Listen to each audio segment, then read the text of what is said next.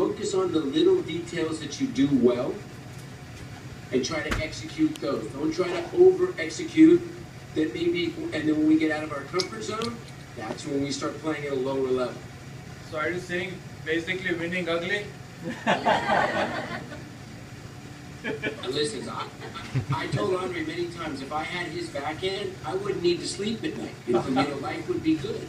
But to me, it's just, I mean, a couple things at least I like to think about. And no matter who I'm coaching with or doing, or even myself, now at 53, I say the older I get, the better I used to be. But I'm still pretty darn decent.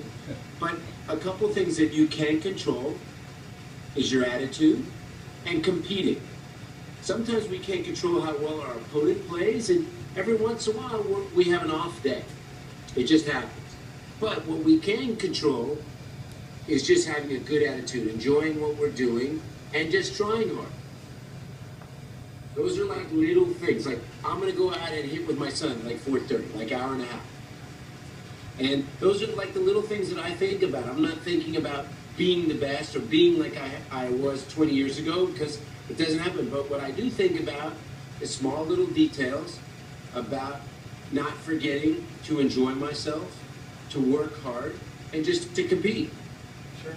Now we'll be playing 5 competitive matches in about the span of 48 hours. So not all of us are used to playing that many matches in that short of a time frame. Do you have any advice in that regard? You know what? Have like hydrate obviously a lot at night. So flush your system out a little bit. Have those like the power gels. Like the Cliff Bars, and like I like those little like the thing. Sometimes the goos. Sometimes because I'm not a huge eater, or but I do know that the night before, if you're playing at least double the what you're playing, hydrate and have lots of those little supplement bars, because sometimes food can drag you down, or things are easy to digest. Okay, all right. Now, last year we lost a lot of matches. The format of the matches is 2 sets, and if you split, you go to a 10-point super tie break. We lost a lot of those super tie breaks. Do you have any advice for when it's crunch time in a tiebreaker situation? I love super tiebreakers. You know what? And that's the most important thing that you tell yourself. I love super tiebreakers. If you get down 3-0, 4-1, you tell yourself, man, I still got a lot of time to get back in this. And the most important thing that when you're playing a super tiebreaker, hey, if we get way down, try to chase. You can't win 3 points back on the next one. When we get 3 up, we can't just relax and say, oh, we got 3 to work with. So mentally, when you're playing one, I find that a lot of people, when they do play at the club, they play super tiebreaker. You get down, because you realize it's 1 set on, we're playing a super tiebreaker, and the reality is, shit, over the next 15 minutes, 12 minutes, it's going to happen one way or the other. But when we get down 4-1, 5-2, we chase. It's like, okay, we want to win a point back immediately. And sometimes when you do that, you might try to play for a winner, or you might try to play for like a little more overzealous shot, because we're trying to get a point back. And I always say, no matter how good of a winner you get, you don't get 2 points for it. No Chuck Woolery back in 2-2. You get 1 point. And better in a tiebreaker, especially a super tiebreaker, to err on being a little bit, putting first serves and returns in, making the other team beat you. Sure, okay. So I err, like, when in doubt, I kind of err on the conservative side. Okay. Now, more so on the men's team than on the ladies, we have a couple of guys that can run a little hot during matches. There might be a little racket abuse, ball abuse, that sort of thing. What advice do you have for guys to deal with some of those distractions or bad calls, that sort of deal? I see a couple of guys like smiling in the back. I'm thinking to myself, what the hell do you want to beat up a good frame for? I mean, I have a tennis shop just like that. When people throw it down on the side of the racket doesn't like it when you throw it. Kick the can. I mean, like, man. I'll just tell you this from personal experience. Everybody gets pissed. but it's how you manage it. It doesn't manifest for 3 points, 5 points. If you are going to get really perturbed, okay, fine. I'd rather you yell or rip a shirt. I'm not crazy about throwing down a racket because a lot of times a Babylon racket's $199 and you can break it. But if you are, let's get it out and move on. Let's not let it fester for 5 points, especially if it's, sometimes a bad rut can be 1 game. But when you let it fester, it can be 3, 4 games, and you might not be able to overcome that, especially when all of a sudden we're out of our area code. We're playing in a different area. Now, naturally, you have a little more anxiety and nerves. So last I checked, at the 3-5 level and the young junior level, most players don't start to perform better by breaking rackets and really getting perturbed. But, like I said, yell once, get it over. And another one, never do, don't blame your partner in the doubles. Don't blame your partner. Take responsibility. We play together as a team. We lose together as a team. A lot of times in playoffs, I've seen plenty of teams where a guy or a girl is getting upset at their partner.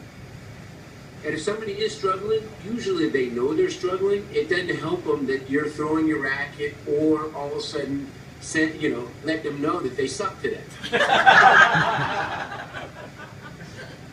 Now, what advice would you have for some of the folks on the team? We play maybe 90% of the time indoors. This is going to be all outdoors. Making that transition, that adjustment. What's the weather today in Binghamton? Oh, it's actually a nice day. It's probably 70, 75 and partly cloudy. So until the weather is lousy, which I'm sure you guys got at least another 4 to 6 weeks. I see the indoor courts behind you. The elements of indoors is beautiful. There's no sun, there's no wind, you don't get sunburned. But if you're preparing for a tournament outside, every time that you have the opportunity to go get outside, I'd do it. Potentially too, because you have wind, you have different elements. But right now, I wouldn't be preparing to get ready for outdoors by playing indoors. Only indoors, okay, if you can because it's day and you work, okay, fine, it's night. But even at night, if the weather is nice and you have lights, practice as much as you can outside. I'd only not do it unless it's cold or it's raining. But as long as you can, if you're going to play this big tournament, I promise you in Tucson, they got 0 indoor courts in Tucson. well, we're not to Tucson yet. We have to win this weekend in Schenectady, New York, first. We'll see. So Mickey Singh's mother used to own the World Team tennis team there. Inderjit. And Here, step over here, Mike. We have Mike Stark is the owner here at Binghamton Tennis Center. So he's Brad Gilbert, hello. You remember Paul Pisani? I do. Good friend of mine. He's from, we claim him from this area. You could, if he's from there, he's from there. No longer. My good buddy, actually. Hey, actually, I have one question. You've been watching the tennis intently and covering it on television. Absolutely great. What do you think? Do you like Federer at the Open? I'm one of these people that I need to see the information in front of me. So, I like that. He's going to the camera on me. I believe that Thursday or Friday, they're making the draw. And then when I see the draw in front of me, now I can diagnose it. Eye test tells me the player that's playing the best heading into the Open is Fed. Because Rafa's out, Djokovic didn't look that good the last couple of weeks. Right. I still need to see the draw. And then when I get there Friday, see how the court speed. I'm like one of these crazy guys that think about a lot of variables. But I can't give you an answer before I see the draw, till I see the court, feel everything. I'm quirky, man. I wake up at 3:30 in the morning thinking about a lot of things. Perfect answer. Thank you. There's a couple more questions, right? Sure. I mean, how would you suggest, any tips for if there's a really pressure-filled match, how to keep your focus? They're all going to be What works for me? When I was, about 19, 20, I think about a little Tom Petty. I just put a little, song or thought in my head, and just kind of relax and kind of like remind myself of that. So You know, think about something that makes you feel good inside. You go to your happy place. Absolutely. And the thing that's affected most, more than anything, when we get a little bit tight, you know what's connected to your brain? Your arm? I stumped the Schwab there. Your feet. Your feet are connected to the brain. And so most of us, when we get a little tight, we don't move our feet. So that's why you see a lot of pros, you know, really emphasize and over-energize their feet.